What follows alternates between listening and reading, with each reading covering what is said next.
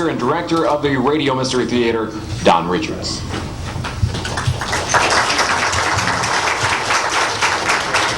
Good evening, ladies and gentlemen, and thank you very much. If you've been with us before, you know that our programs are compounded of mystery, action, and dangerous adventure. In tonight's program, we have two calculated tales to intrigue you, stir your nerves, and to offer precarious situations and withhold the solutions until the last possible moment. Throughout the golden age of radio, one of the things that benefited radio programs was sound effects. And we'll have plenty of those for you within our two programs. Our sound effects team and area will be over here. So please keep your eyes tuned into them. Also, many of our audiences in the past have found it very pleasurable to close their eyes on occasion and let the imagination take over. Please do that too. As always, we tell you that these programs are quite serious and dramatic and not for the timid soul. We caution you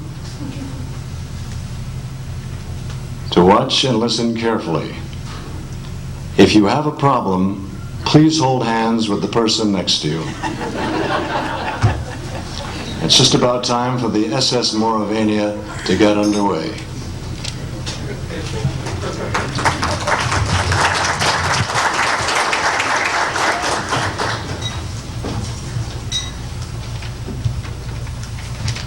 Seconds. Stand by.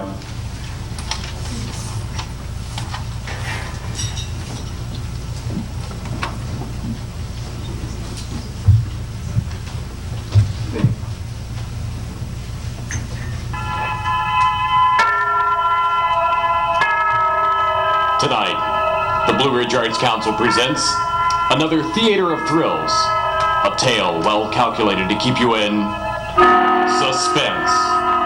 Tonight's gripping thriller, Cabin B-13. Tonight's Radio Mystery Theater is sponsored by Shenandoah Motors, Service Title, Weichert Realtors, Warren County and Cedarville Veterinary Clinics, and Marathon Bank.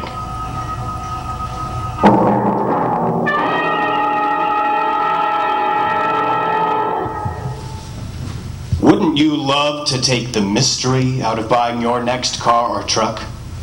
Are you tired of being kept in suspense about trade-in values? Is it murder trying to get fast and reliable service on your vehicle? Relax and tune in to the award-winning team at Shenandoah Motors. Whether it's a new Buick, Oldsmobile, Pontiac, GMC, or a quality certified used vehicle, Shenandoah Motors offers over 100 years of professional sales and service before and after the purchase of your car or truck. Ladies and gentlemen, the mystery is solved.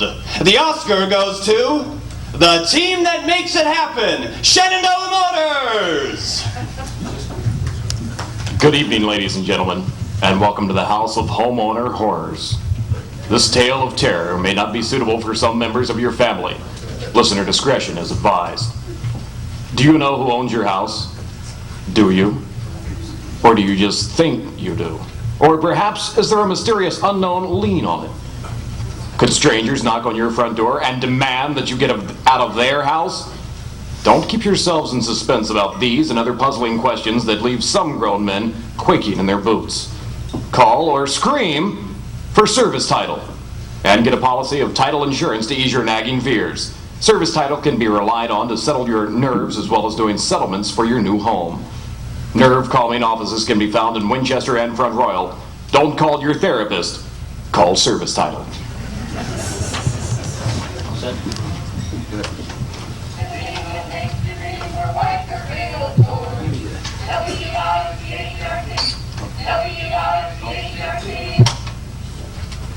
We have some technical difficulties. Be patient.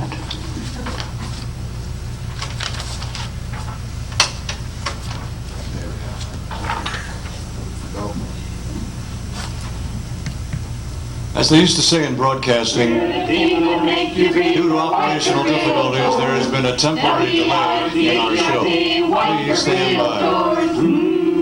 Hello, everybody. This is Glenn White, the voice of Weichert Realtors. We're the team that'll make you beam. W-I-C-H-E-R-T, Weichert Realtors.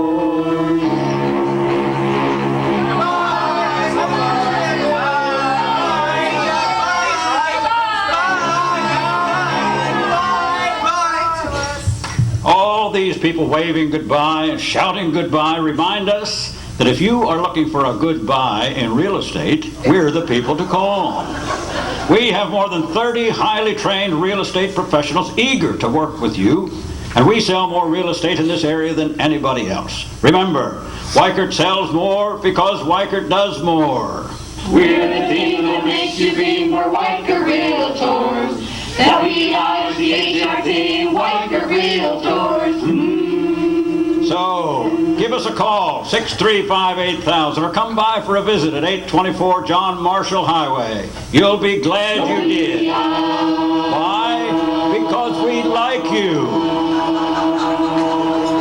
C-H-E-R-T. Don't delay. Do it today. Weichert Realtors. Hey!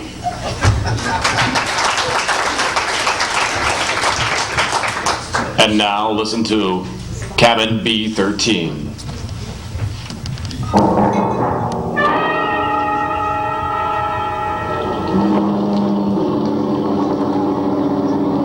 Come now, in happier peacetime days, to a great ocean liner on the night of her departure for Europe. There she is at the West 22nd Street Pier, 25,000-ton Marvani of the White Plant Line. Smoke from her three funnels coils up lazily in mild October air. You can see the decks, white and shiny like shoeboxes, and the string of lights along them, and the band standing by on A deck to play her out. You can hear the murmur of an excited crowd and the rattle of steam winches as cargo is lowered into the hold.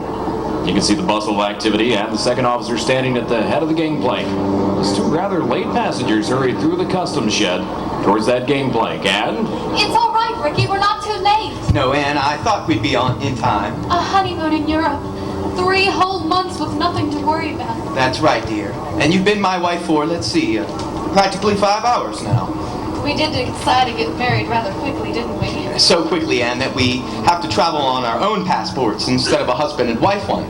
I hope they don't think you're not an honest woman. I'm going to act like a complete wanton just to devil you. What about our tickets? Do we give them to that officer standing at the top of the gangplank? No, keep your ticket. The cabin steward will come around and collect it after we're underway. And the money, Ricky? It's a lot of money, Ann.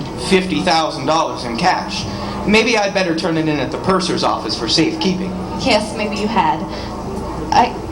Do you mind if we stand here for a second before we go up the gangplank? What's the matter? You're not ill, are you? No, but getting over brain fever isn't any joke. I know, dear. You see, I ought to be eager and excited, like all those people up there. But I get fancies. Queer, sick fancies.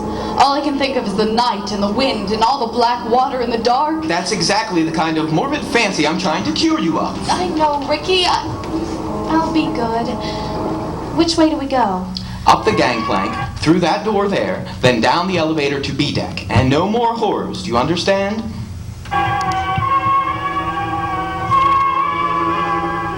Ah, here we are, Ann. B deck. And cabin number... Good Lord! B13! B13? You're not superstitious, are you? No, dear, not about things like that. Open the door. Here we are. Lights on and... Ricky! It's a beautiful cabin! Best I could get, dear. They've got our luggage in anyway. And over there, madam, you'll find a basket of fruit and some books from your obedient servant. You are nice to me, Ricky. And I'm such a miserable little devil. Oh, you're nothing of the kind, darling. But you'll not find any detective novels among those books. Detective stories may be all right for presidents and college professors, but they're straight poison to you. You'll read love stories and like it. You know, Ricky, I keep thinking and thinking about that story I mentioned. Now, Anne. It's an old one, you probably know it, but it was new to me. A woman and her daughter arrive in Paris and go to a hotel. You mean the old Paris exposition story? That's it. The daughter goes out, and when she returns, her mother has disappeared, and even the hotel room isn't the same. The proprietor of the hotel swears the girl came there alone and that there never was any mother. The girl goes to the police, and they won't believe her. Of course, it turns out that the mother's caught bubonic plague and died, and they're hushing it up so that visitors won't keep away from the city, but... You guys stop this kind of talk, Anne. I know, but imagine being in a situation like that with all those queer eyes staring at you, wondering if you'd lost your reason, wondering if your brain had cracked and the whole world might dissolve, and... Listen.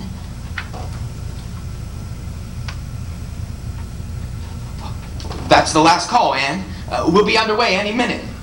You know, Ricky, I would like to see the skyline go past and the Statue of Liberty and the rest of it. Then why not go up and see it? I've got to deposit this money in the purser's office on C deck. I don't like to leave you. Now look here, my dear. You don't think I'm going to disappear, do you? I suppose I don't really. When I get these ideas, and I can't help it, Ricky, I wish you'd kick me. I'm not going to kick you, Anne. But we've got to find some way out of this. You certainly won't disappear in a crowded ship with any number of people around you. As for me, I defy Houdini himself to make me vanish. Don't talk like that. I'm not going to vanish, and neither is this cabin, dear. Now, run along, dear. I'll join you on deck as soon as I can. All right, Ricky. I'll be good.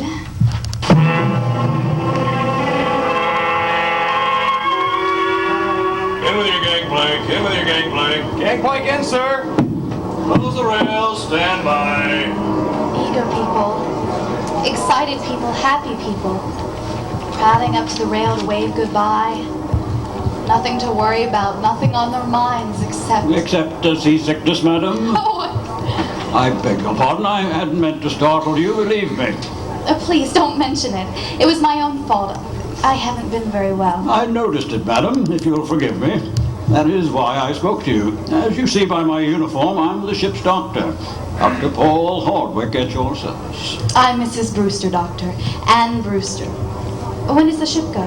In a few seconds, Mrs. Brewster, you'll hear the whistle. Then the band will strike up Auld Lang Syne. Goodbye so long. We're moving, aren't we? Yes. This isn't your first crossing, Mrs. Brewster? I'm afraid it is, Dr. Hardwick. My husband's crossed many times, he tells me, but not in this ship. Then I hope you're a good sailor. Why, Dr. Hardwick? Because we'll run into some very dirty weather once we're out to sea. October is a bad month for traveling. If I do get seasick, Doctor, I'll rush straight to you, and I'll expect to be cured. I'll do my best, Mrs. Brewster. How do you like the Mauravania? It's a magnificent ship from what I've seen of it, and they've given us a very nice cabin down on B deck. B13. What's the matter? Why are you looking at me like that? I beg your pardon.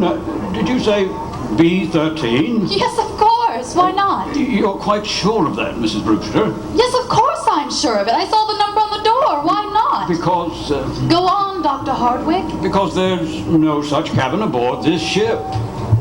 I'm not joking, Mrs. Brewster. Some people are superstitious. Many ships like this one omit number 13 on each deck. You must have been mistaken. What are you trying to tell me? Do you think I saw something that wasn't there? Not at all. Not at all. I only tried... Then come along with me and I'll show you. I'll prove to you there's a number 13. Will you come along? Yes, Mrs. Brewster. I think perhaps I had better escort you.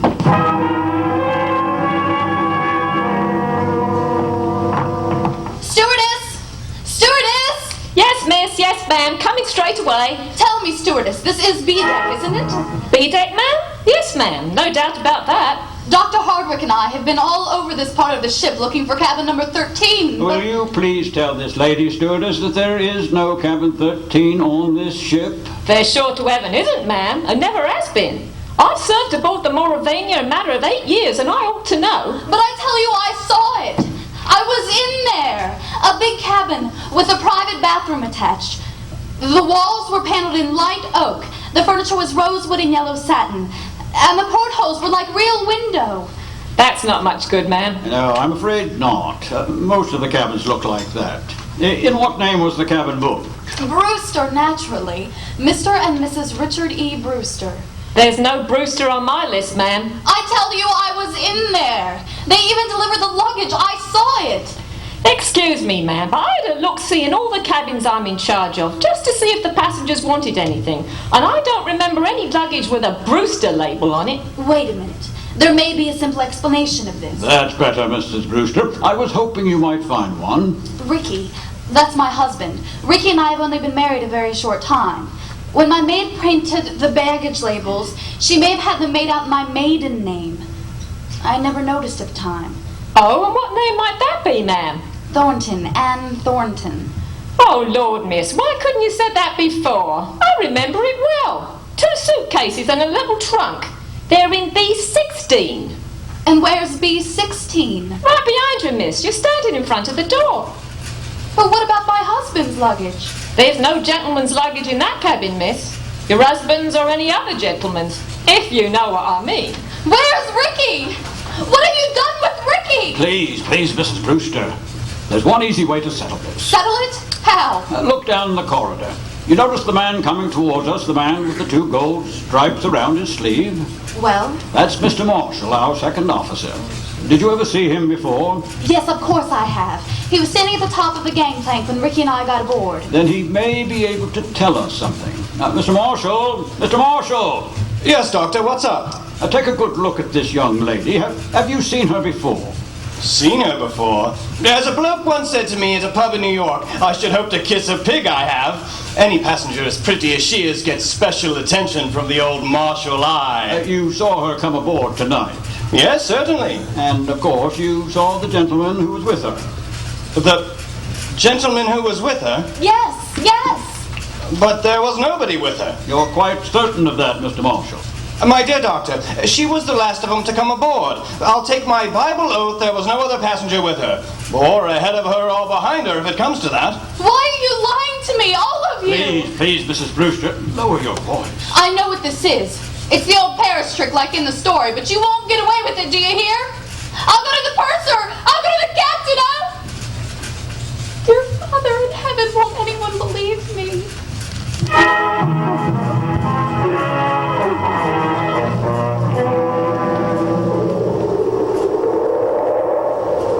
We'll return to our program after this.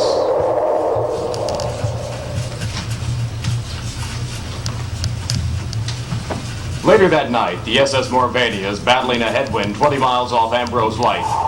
You can feel a long balloon surge the deck underneath, then the crest of the wave, then the sudden downward plunge, wheeziness rising in your stomach, and the crash and hiss of water across forecastle head and forward hatches. In the captain's room just above the bridge, there's a conference of ship's officers. Outside, stung by spray, clinging to the bulkhead rail in the dark, a frightened girl waits until the door to the captain's room opens and... Dr. Hardway! You can come in now, Mrs. Brewster. The captain will see you. Does he believe me? Better hold tight to that bulkhead rail, Mrs. Brewster. We're pitching rather badly. Easy. I'm all right, Doctor. Which one is the captain? That stout, red-faced man sitting behind the desk. What's his name? Captain Wainwright. Just tell your story straightforwardly and don't excite yourself. Will you bring the young lady in, Dr. Hardwick, and close the door? Yes, sir. Here we are. Then maybe we can get to some decision in this matter. Will you sit down beside my desk, Miss Thornton? My name is Brewster, Captain. Mrs. Anne Brewster. Whatever you say, Mrs. Brewster. Now, I might tell you, ma'am, that I've got a lot on my mind already. The first officer comes aboard with an attack of flu. I'm facing an equinoctial gale short-handed, and now this has to happen. I can't help that, Captain. I want to know what they've done with Ricky. Just one moment, please, while I get this straight. By this time, I understand, you yourself have personally interviewed practically every single passenger aboard the ship. Is that true? Yes, it's true. But your alleged husband is not here, is that true? Yes, that's true, but... In the meantime, the purser has sent a squad of men to search the ship. They've searched every inch of it. You can take my word for that. And there's nobody hidden. Your husband's not here. Now, according to Mr. Marshall, who's standing over there, I see him. Well, according to Mr. Marshall, he never was here. Hang it all, Miss Thornton, you needn't glare at me like that. I couldn't see the chap if he wasn't there. Could I? Be quiet, Mr. Marshall. Yes, sir. Sorry, sir. I'm not unreasonable, Mrs. Brewster. I think you'll admit that. But what can I do? What can I say? Can you offer any proof that this husband ever existed? Yes, of course I can. Excuse me for interrupting, but would you mind, Captain, if I asked a question or two? No, Doctor, go ahead. I tell you, I'm going daft myself. If you were married, Mrs. Brewster, you must be carrying a joint husband and wife passport. Where is it? There wasn't time to get one. We each carried our own passport. I see. Still, there must be someone back in America who can confirm what you say if we got in touch by radio, telephone. Your parents, for example. I haven't any parents. They're dead. What about relatives, then, or a guardian? My guardian is a trust company. The administrators don't know I'm married. But somebody must have performed the marriage ceremony. A parson, a justice of the peace. Yes, of course, but I don't remember the name of the town. You don't remember the name of the town? Tight to your chair, Mrs. Brewster. The ship's going to pitch again. How's the glass looking, Mr. Marshall? Barometer's rising, sir. This weather won't hold long. But we shall be into fog before morning. We're in a fog now, if you ask me. This lady says It was a little town in upstate New York where they can marry you at a moment's notice. Ricky kept their certificate. I was confused. I haven't been well. Ricky had been away, and he came back, and I was in love with him, and he sort of swept me off my feet, and what's the use? If you'll take my advice, ma'am, you'll go below to your cabin and get some sleep. The doctor can mix you a sedative, and then you can... You think I'm crazy, don't you?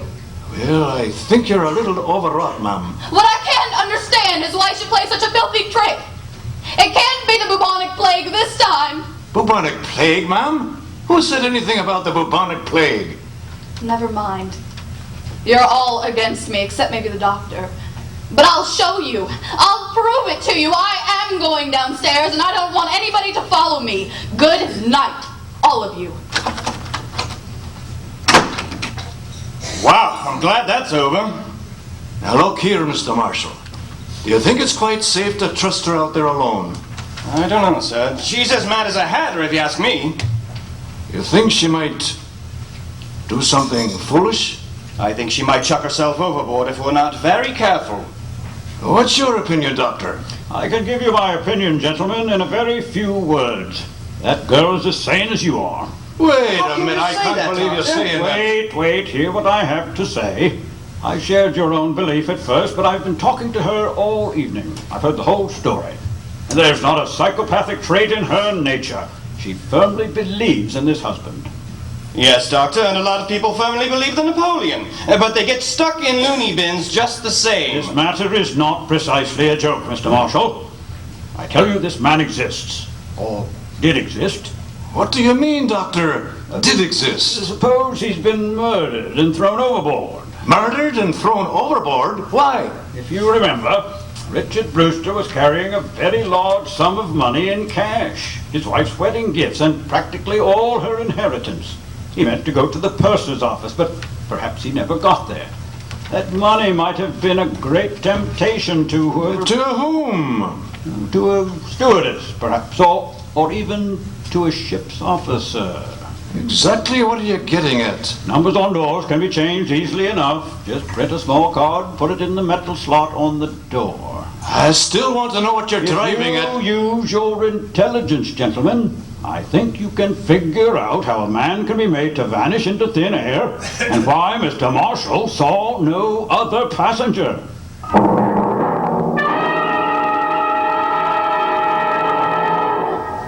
We'll return to our story after these messages. Did your last visit to the vets turn into a thriller? Full of suspense and surrounded by smoke and mirrors? We certainly hope not, but if you need help with Fido, Fifi, or Spot, come see us. The doctors and staff at the Warren County and Cedarville veterinary clinics eagerly await the opportunity to serve you. We know how to make fleas flee. And we know what makes ticks tick. 1,000-mile checkups are our specialty. Whether you have a cuddle of cats, a kennel of dogs, or simply a family pet, full-service critter care is our specialty.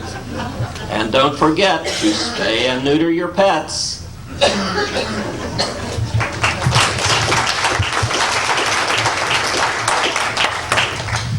All right, you lot, listen up. I've got a question for you. What I want to know is, are you missing the boat? Are you drowning in a sea of checking account fees?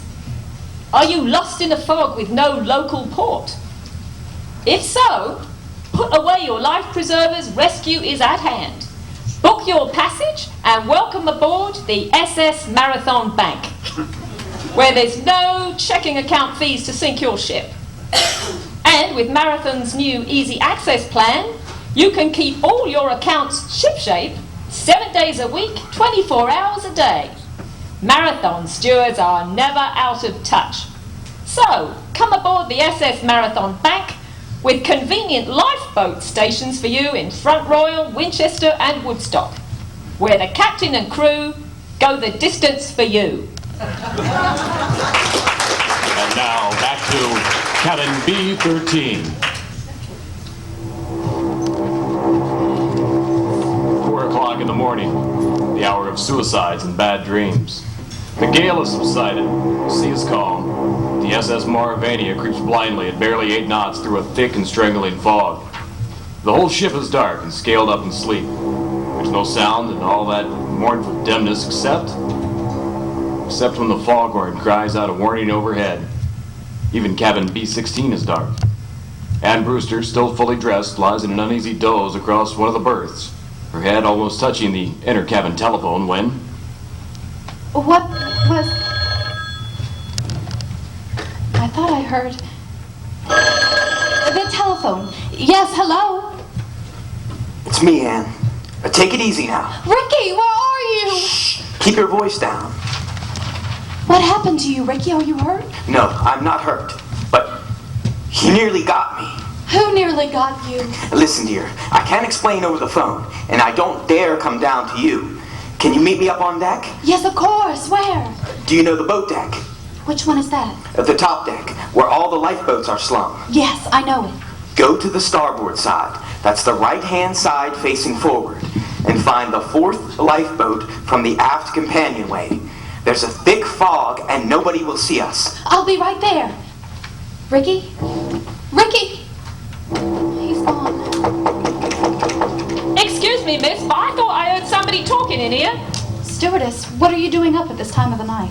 If I might ask, miss, what are you doing up and dressed? Oh, you ought to get some sleep, miss. You really ought to. It might interest you to know, stewardess, that I've just been talking to my husband and... Now look here, miss. Don't start that all over again. Please, don't start that all over again. You all pretended to think I was mad, didn't you? And you nearly drove me mad. Ricky's beaten the whole crowd of you, and I'm going out on deck to meet him now. Up on deck, miss? That's what I said. Where's my coat? Don't go up there, miss. Not in the state of mind you're in. And the fog's so thick you can't hardly see your hand in front of your face. Stand away from the door, please. Suppose, miss, that I didn't want to let you go up there. I don't think that would matter much. You've probably heard that mad people have 10 times ordinary strength, and I'm stronger than you anyway. Oh, miss, I'm a-begging you. Stand away from that door.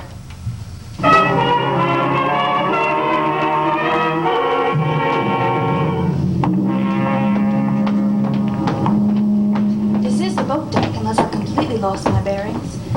You can just barely see the shapes of the lifeboats. 1, 2, 3. Ann, is that you? Yes, Ricky.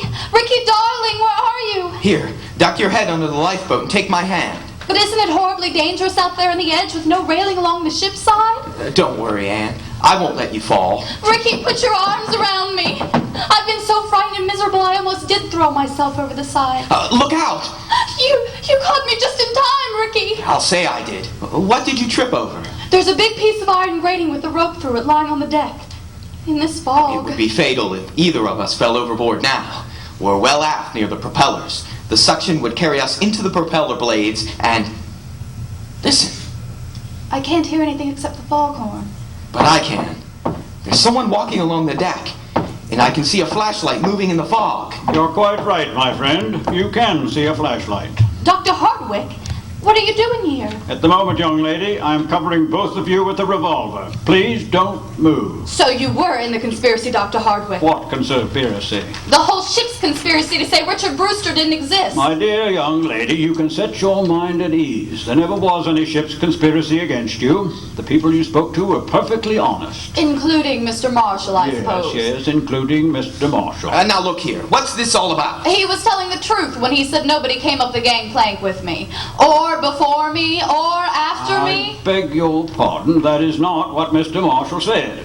He said no other passenger came up the gangplank then. What's the difference? A great crime has been arranged for tonight, young lady. Not less than the crime of murder. Murder? Who's going to be murdered? You are. What?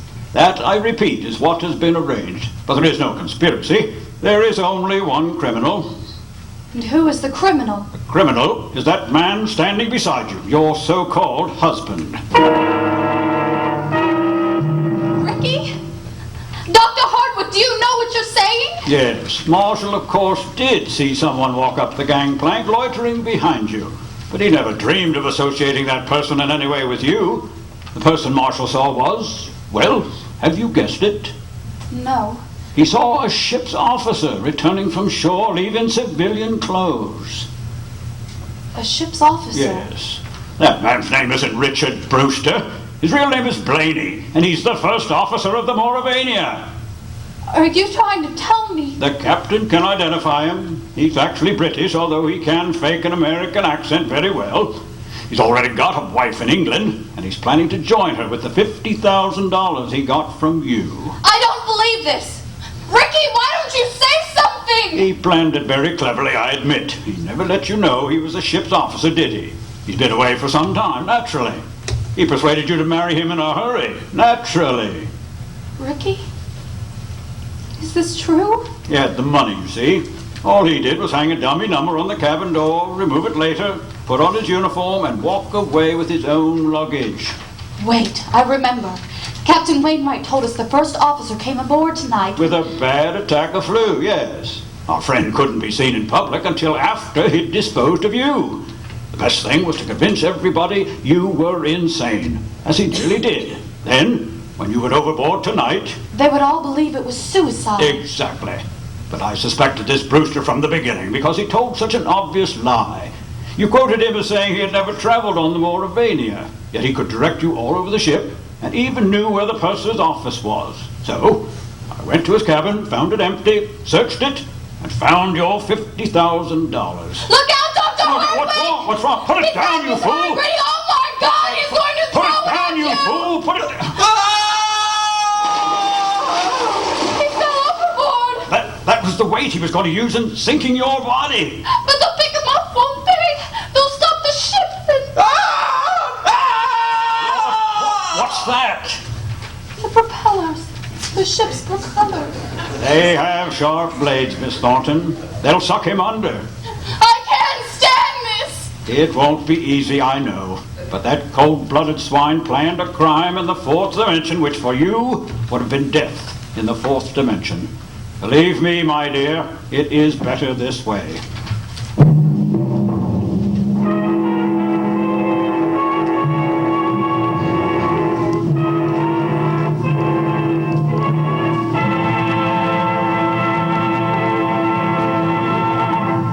And so closes Cabin B-13, tonight's tale of suspense.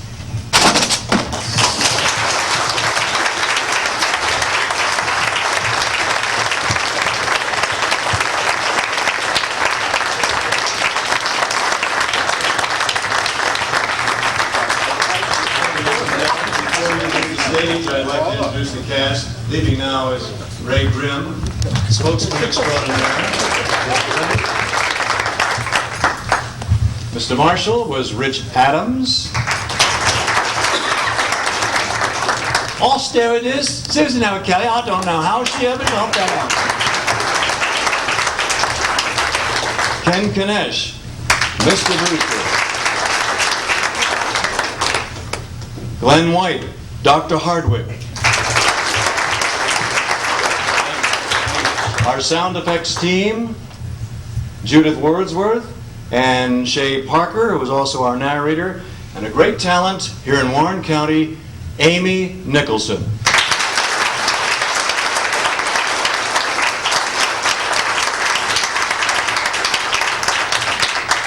Our on-air broadcast engineer, George Hotchkiss.